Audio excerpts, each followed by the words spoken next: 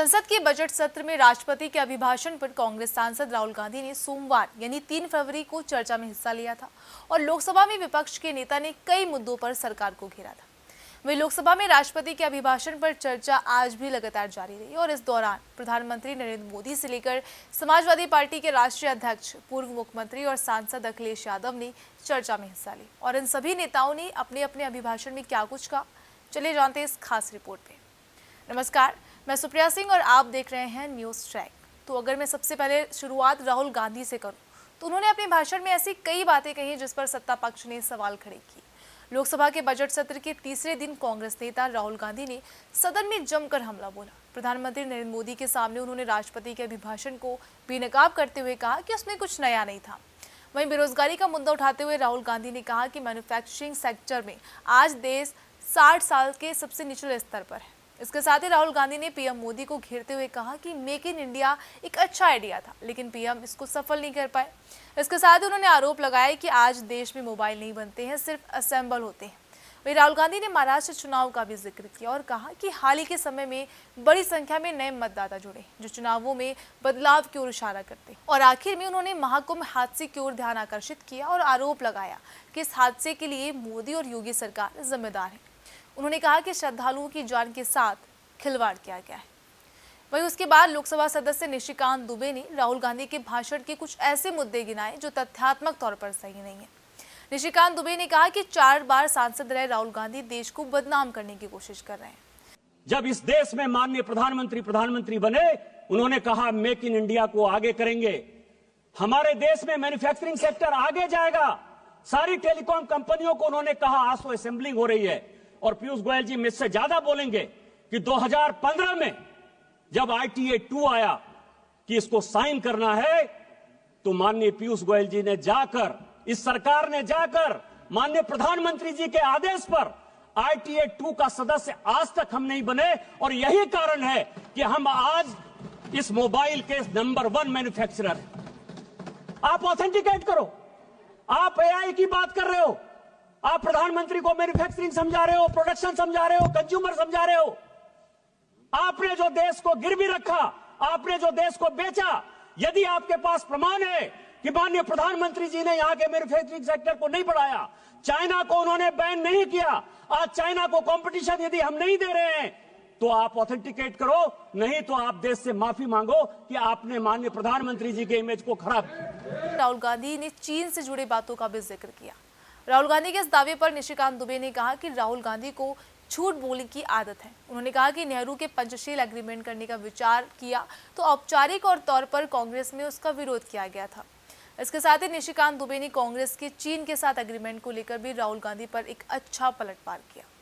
वहीं लोकसभा में राष्ट्रपति के अभिभाषण पर चर्चा आज जारी रही और इस दौरान समाजवादी पार्टी के राष्ट्रीय अध्यक्ष, पूर्व मुख्यमंत्री और सांसद अखिलेश यादव ने चर्चा में हिस्सा लिया। अखिलेश यादव ने महाकुंभ भगदड़ के मृतकों के लिए 2 मिनट के मौन की मांग के बाद समाजवादी पार्टी के मुखिया ने कहा, देश के परम अभिभावक होने के नाते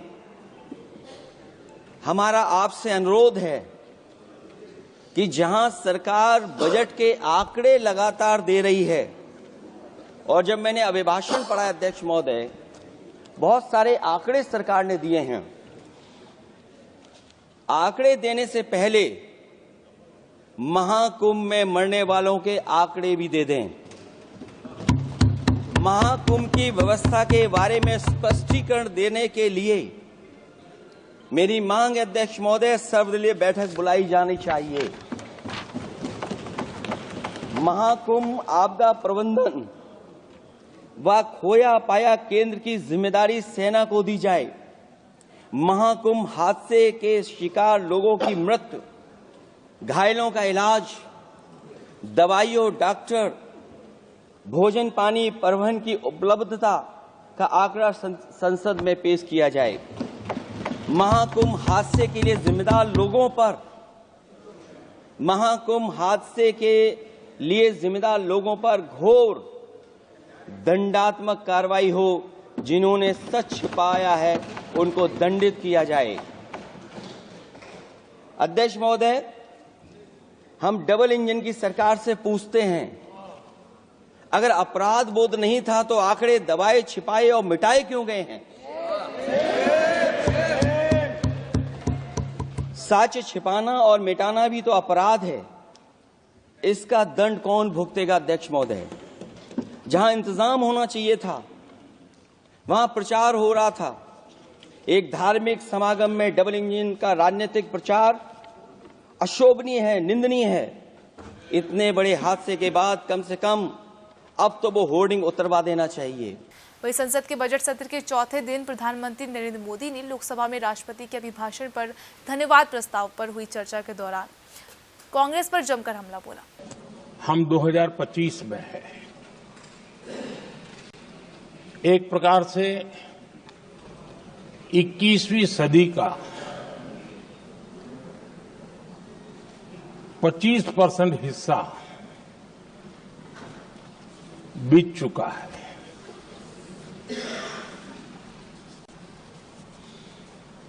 समय तय करेगा 20वीं सदी के आजादी के बाद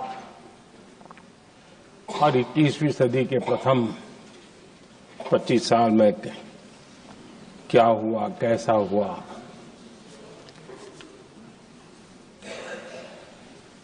लेकिन इस राष्ट्रपति जी के संबोधन में अगर हम बारीकी इसको अध्ययन करेंगे तो ये साफ नजर आता है कि उन्होंने देश के सामने भविष्य के 25 वर्ष और विकसित भारत के लिए एक नया विश्वास जगाने वाली बात,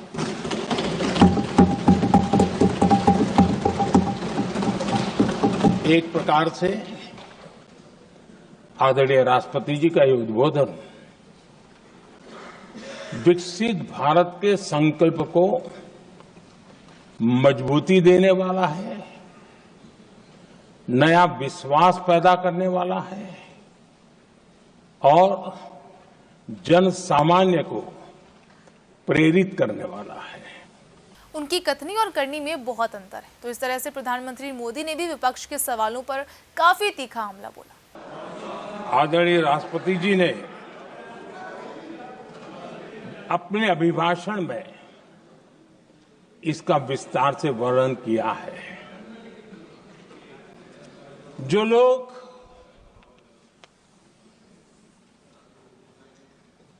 गरीबों की झोपड़ियों में फोटो सेशन कराकर अपना मनोरंजन करते रहते हैं,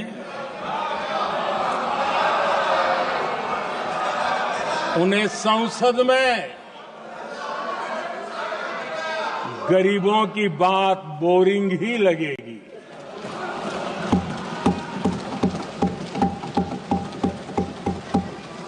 मैं इस सदन के माध्यम से नागरिकों से एक महत्वपूर्ण प्रश्न रखता हूं कि क्या कभी एससी समुदाय के एक ही परिवार के 3 सदस्य हुए हैं? मैं ये भी पूछता हूं कि मुझे बताएं कि क्या कभी एसटी समुदाय के एक ही परिवार में एक साथ 3 सांसद हुए हैं?